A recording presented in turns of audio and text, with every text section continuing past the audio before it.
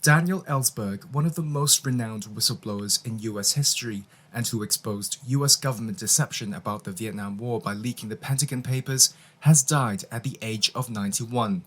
The former US military analyst, who was once dubbed the most dangerous man in America by top US official Henry Kissinger, set off a major freedom of the press battle in the 1970s.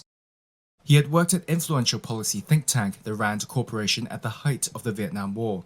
That's where the Pentagon sent 2 copies of a top-secret report covering US involvement in Vietnam from 1945 to 1967.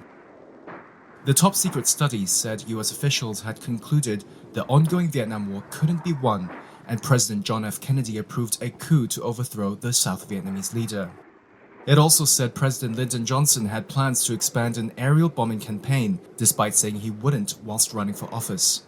The papers also revealed secret US bombing in Cambodia and Laos, and that casualty figures were higher than reported.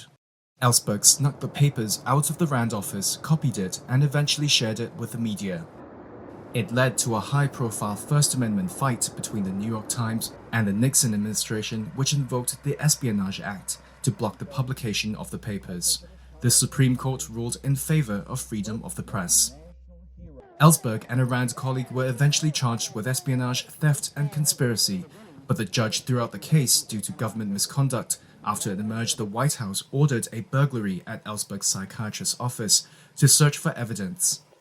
In his later years, Ellsberg became a writer and lecturer campaigning for government transparency. Ellsberg's family said he passed away at his home in Kensington, California on Friday.